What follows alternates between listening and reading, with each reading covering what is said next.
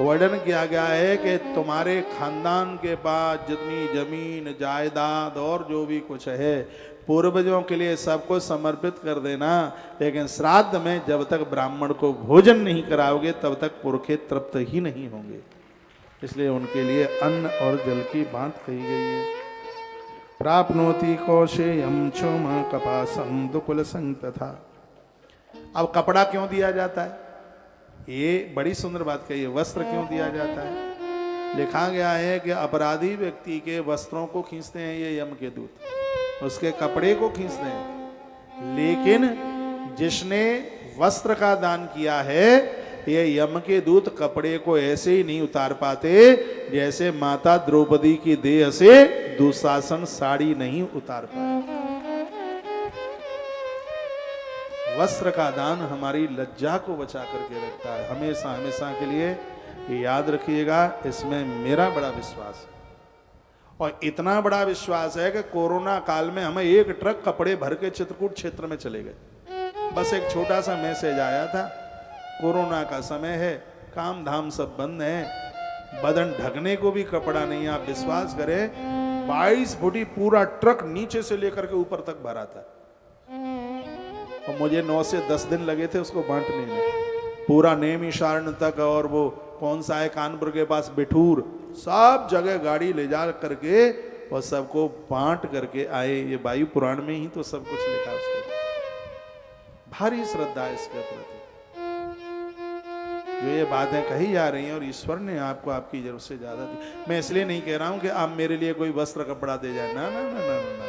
आप अपनी बेटी को दीजिए, दामाद को दीजिए, पंडित जी को दीजिए, मंदिर के पुजारी जी को दीजिए, घर में झाड़ू पोंछा काम करने को आती है उस नारी को दीजिए, दीजिए। तुम्हारे ट्रंक में कीड़े खा खा करके कीड़ों ने दांत तोड़ लिए हैं, इतने कपड़े तुम्हारे पास, वो भरा पड़ा है सबका सब संदू का, फिर भी कहते हैं हमारे पास कछु हथु ही ना है। तो क्या टेंट हाउस ओढ़ोगी?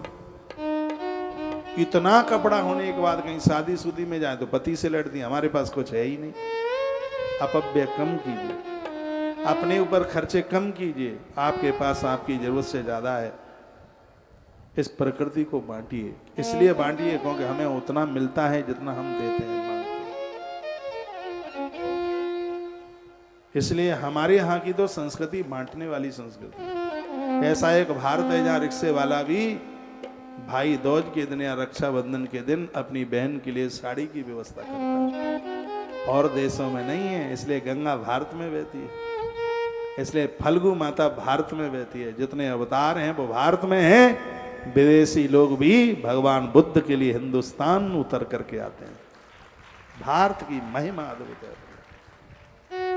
हम बड़े भाग्यशाली हैं, ऐसे भारत में जन्मिए हैं।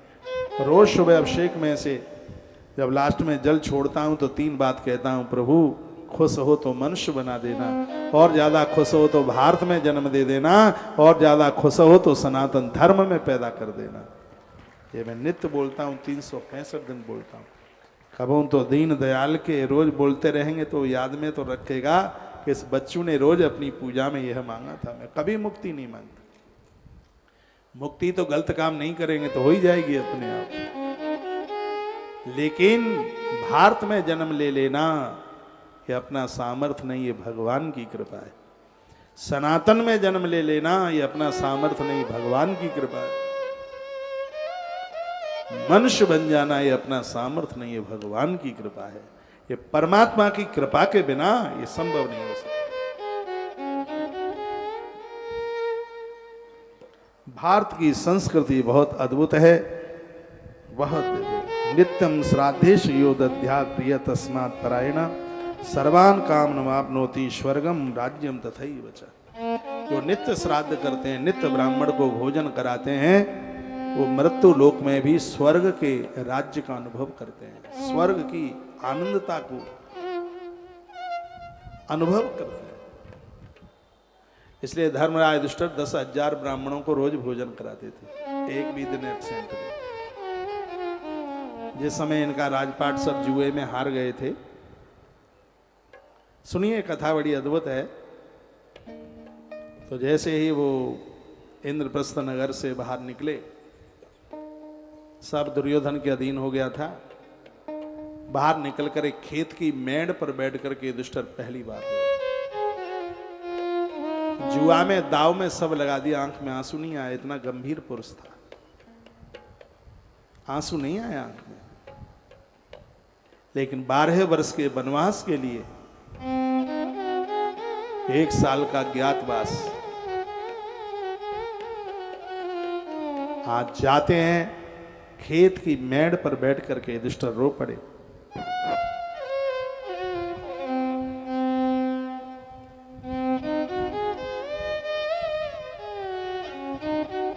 भीम युधिष्ठिर का भारी आदर करते हैं, ये तो चारों भाई करते ही है।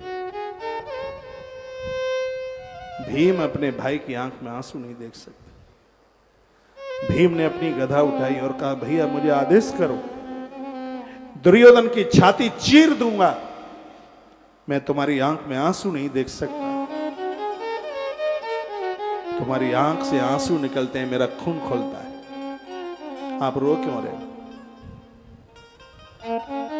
युधिष्ठिर ने कहा, अनुज राज्य चला गया है इसलिए नहीं रो रहा, हमें हस्तिनापुर से अलग कर दिया गया है, मैं इसलिए नहीं रो रहा हूं। मेरी आंख में आंसू इसलिए है, मैंने 10,000 ब्राह्मणों को भोजन कराए बिना भीम कभी जल तक नहीं पिया। आज मेरा संकल्प टूट रहा है, हमारे पास तो कुछ रहा नहीं, और मैंने संकल्प लिया था जब तक मेरी देह में अंत तक प्राण रहेंगे तब तक कम से कम 10,000 ब्राह्मणों को प्रत्येक दिन भोजन कराऊंगा, उसके बाद ही जल ग्रहण करूंगा। आज मेरा संकल्प टूटने को जा रहा है, और जिस व्यक्ति का संकल्प पूरा ना हो, संकल्प टूट जाए, वो व्यक्ति तो जिंदा हुआ भी मरे मुर्दे की तरह होता है। मेरी आंख में आंसू इसलिए है, युधिष्ठिर बोले। बस युधिष्ठिर की बात समाप्त हुई थी, इतने में भगवान व्यास प्रकट हो गए भाई। और महापुरुषों का आगमन तो बहुत शुभ होता है। ये बात मैं इसलिए नहीं कह रहा हूं कि गौ माता के लाख गाय के लिए मैंने संकल्प लिया है, ये बात न लेना। मैं इस ग्रंथ के माध्यम से कहना चाहूंगा, जिस व्यक्ति के जीवन में यदि कोई संकल्प लेकर के जीवन जी रहा है, ऐसे व्यक्ति का मुख दर्शन करने से संपूर्ण देवताओं के दर्शन करने का फल प्राप्त होता है। ऐसा भगवान व्यास ने युधिष्ठिर को कहा। भगवान वेद व्यास कहते हैं, युधिष्ठिर जो भी तुम्हारा कोई मुख दर्शन करेगा उसको संपूर्ण देवताओं के मुख का दर्शन करने का फल प्राप्त होगा, क्योंकि तुम संकल्पवादी हो, तुमने संकल्प लिया है। और तुम जैसे धर्म श्रेष्ठ लोगों के संकल्प कभी खंडित नहीं होते, भगवान व्यास कहते हैं। भगवान वेद व्यास कहते हैं, मैं यहां से जाता हूं और अभी सूर्यदेव तुमसे कुछ बोलेंगे मांगने के लिए। तुम रोज अर्घ देते हो, भोर का ही समय था, सूर्यदेव को वंदन प्रणाम करो। और जैसे ही युधिष्ठिर ने प्रणाम किया, 1000 नामों से सूर्य भगवान को प्रणाम किया। महाभारत में कथा थी है। उसी समय भगवान भास्कर प्रकट हो गए, सप्त घोड़ों के रथ में बैठे हैं, डिस्टर्ब हो रहा है।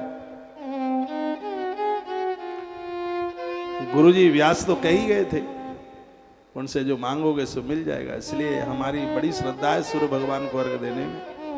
सूर्य देवता ने कहा, हे धर्मपुत्र, मांग लो तुम्हें क्या चाहिए। युधिष्ठिर मांगिए, क्या चाहिए। हाथ जोड़ करके पहले तो वंदन प्रणाम किया, लंबे होकर के लेट गए। सूर्य भगवान ने कहा, वत्स खड़े हो जाइए। युधिष्ठिर खड़े हुए। युधिष्ठिर ने कहा, हे सूर्यदेव, हे सूर्य नारायण, हे मां अदिति के पुत्र, मेरे स्वामी, हम पांडु पुत्रों ने कभी भी आपको जल दिए बिना जल ग्रहण नहीं किया। हे देवादिदेव, सबसे पहले तो पांडु ज्येष्ठ पुत्र का आप प्रणाम स्वीकार करें।